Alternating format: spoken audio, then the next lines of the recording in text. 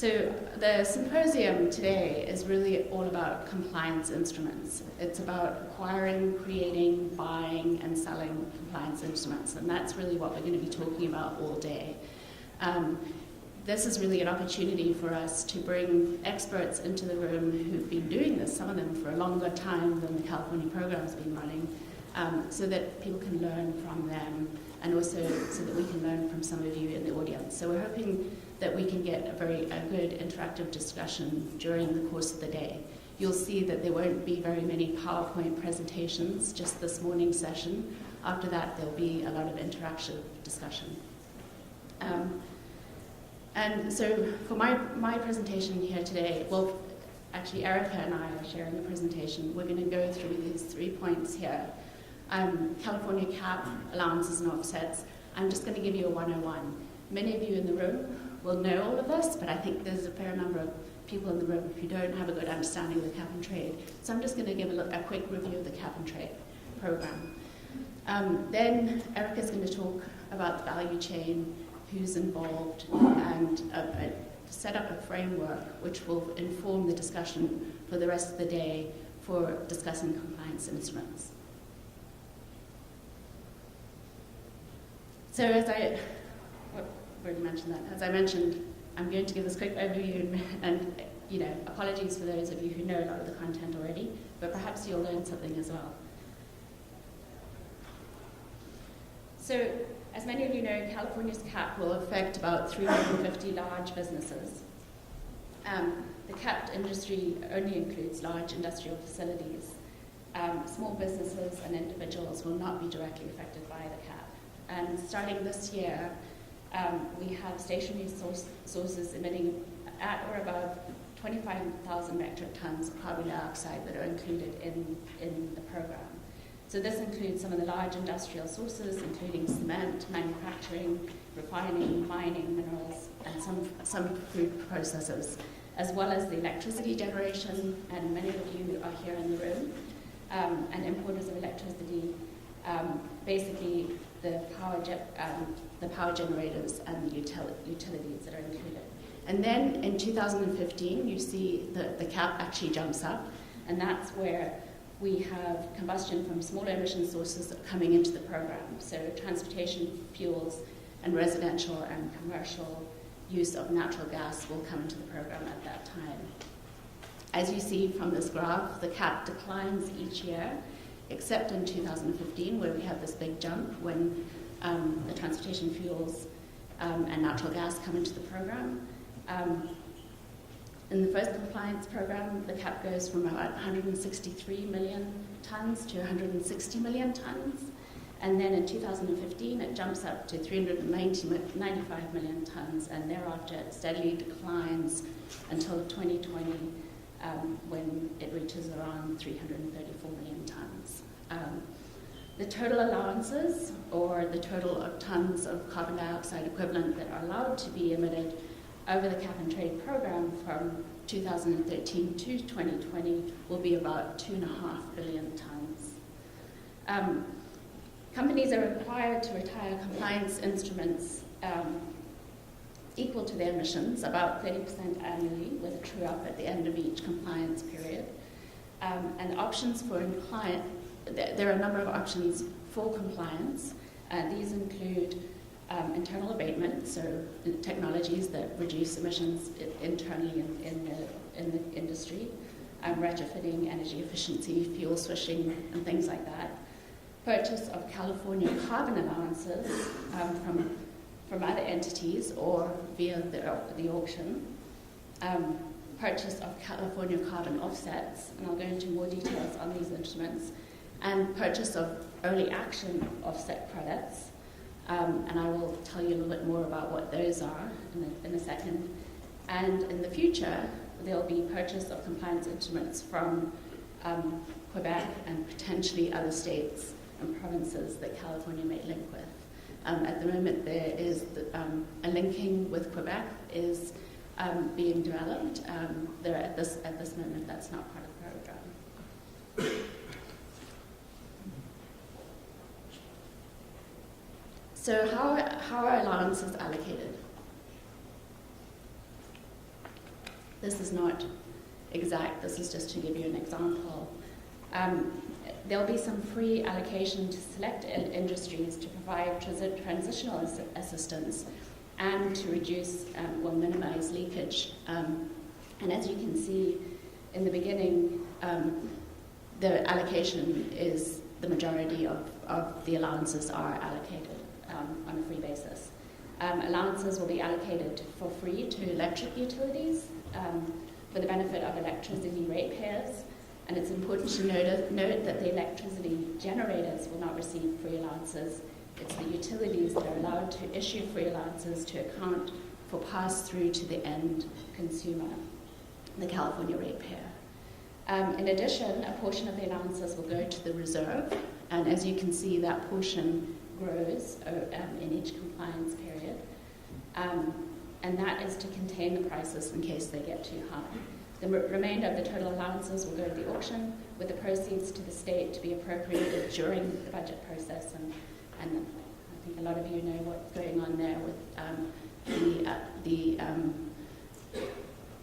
the auction revenues and the allocation of the auction revenues coming out of the finance budget, and things are a little bit in limbo there. The remainder of the total allowances will go to the auction. Oh, I've already said that, sorry. Approximately 5% of the market will be auctioned in 2013, and as you can see, that'll grow to around 50% in 2015, and then a little bit more in 2018. So that's kind of just a general overview of the auction. Participation in the auction is open to entities and individuals, and it does require registration and meeting financial requirements of and bid guarantees. So as I mentioned earlier, compliance obligation can also be fulfilled with offsets, so a mix of allowances and offsets. Up to 8% of an entity's compliance obligation can be met with offsets. So for example, a facility that generates 100,000 tons of carbon dioxide equivalent can use up to 8,000 tons to meet its compliance obligation that year. The rest must be met either through internal abatement or the use of allowances. The 8% cannot be carried over to the next year, so 8% is a static limit each year. Use of offsets is not required. However, they generally cost less than allowances, so therefore represents a cheaper option for companies, but also an important option for cost containment in the program as a whole. The total offsets allowed between 2013 and 2020 is approximately 200 million. So it's not huge compared to the total emissions allowed, but it's a fair amount, all things considered. And as you can see in the graph, in the first compliance period, which is what we're in right now, if all the entities actually maximize their potential for using offsets, a total of 25 million offset credits will be required. And this jumps in the second period to just over 90 million, and then slightly declines in the third period to around 84 million.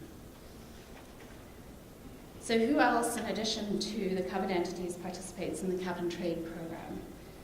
So in addition to covered entities, non-compliance entities, as well as individuals, can participate in the program. We have opt-in entities, and these are entities within the cap sectors that have annual greenhouse gas emissions less than 25,000 tons. So for example, a manufacturer that emits 20,000 tons can elect to participate in the program and will be subject to all the reporting requirements.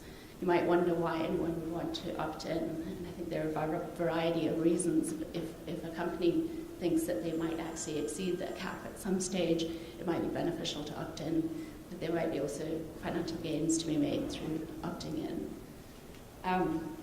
Then there's the voluntary associated entity. These are non-capped entities seeking to purchase, hold, sell, retire, or clear allowances, or ALV offset credit. So for example, project developers, financial institutions, brokers, etc. might be associated as voluntary associated entities.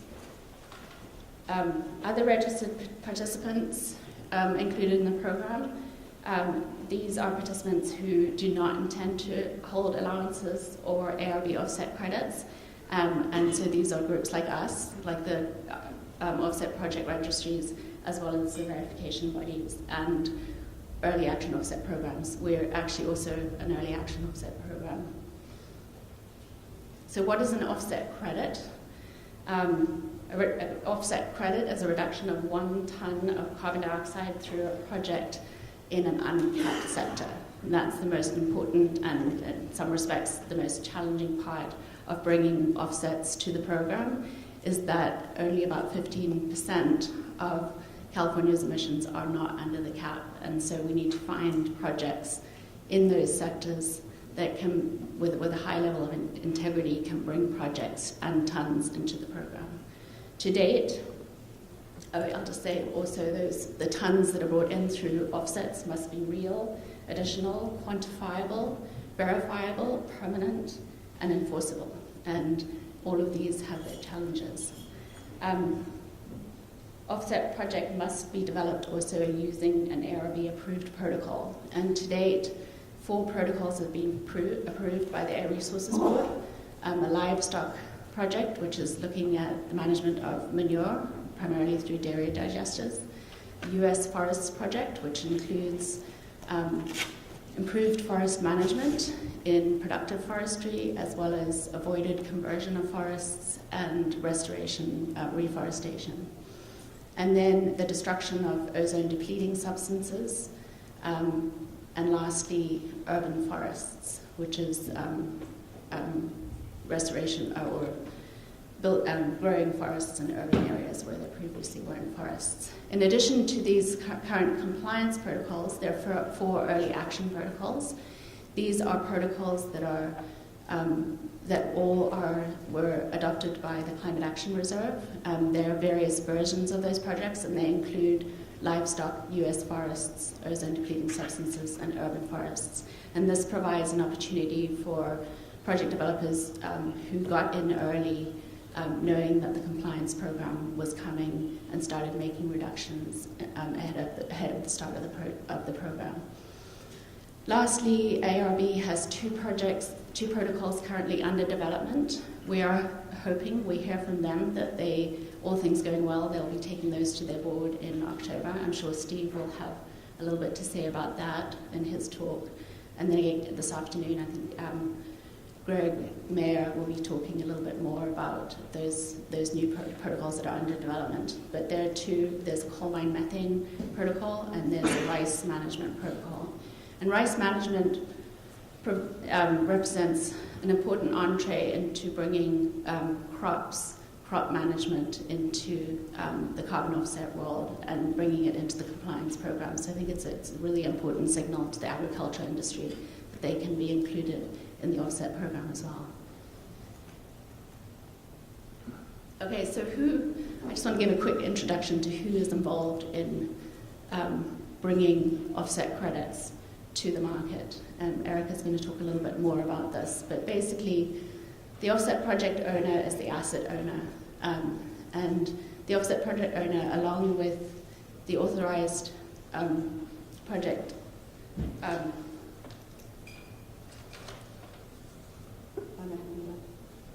designee, the authorized project designee work together to develop the project. They will list the project with a carbon registry, and they will contract with a verification body to do a third-party verification of that project. Once the verification has been completed and the review has been completed by the registry, and we can be certain that the number of tons claimed to have been developed are actually there, those are then issued as registry offset credits. The registry offset credits can then be taken to the Air Resources Board and issued, were cancelled on the registry and issued as ARB offset credits. And it's at that time that they are placed into the account of a voluntarily associated entity, as I mentioned before, or a covered entity, and can be traded in the market. And once the covered entity purchases it, usually that's when it reaches retirement and is given up for obligation. So these, up at the top, you'll see we also have an important player in the market are the consultants and the service providers. And those are primarily engaging with the offset, the OPO and the APD.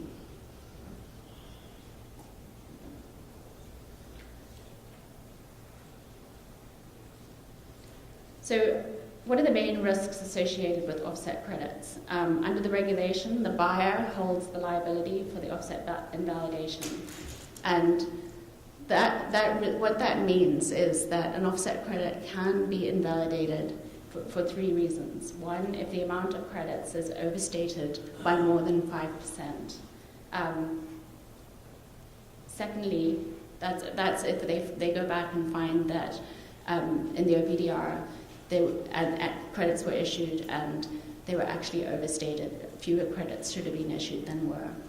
Secondly, if the project is not in accordance, after the issuance of the credits, if the project is found to not be in accordance with all local, state, and national environmental health and safety regulations during the reporting period, then those credits can be invalidated.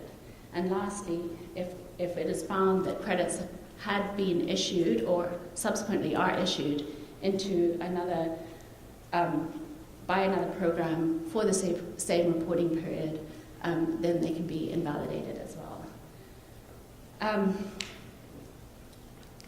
ARB can find credits to be invalid within 8 years unless a second validation is conducted within the first 3 years. Then that liability is actually reduced to a 3-year period.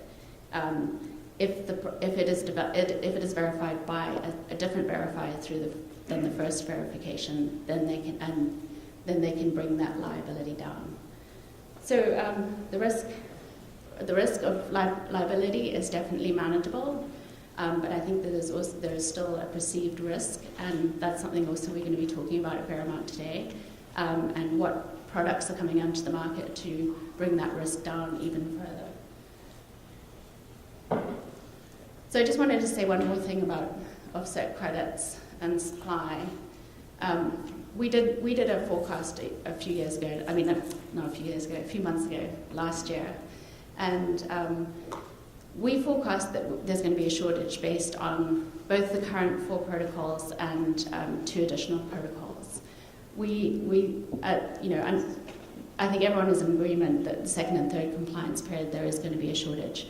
We're seeing that it's taking a little bit longer to bring credits to the market in the first compliance period. So we're anticipating that if there was full demand for offset credits, we would actually face a shortage of offsets. Now, the question of whether or not entities are going to satiate their 8% allowed for offsets, we have yet to see that, but we still are very interested in ARB looking at the potential for more offset protocols in the program. With that,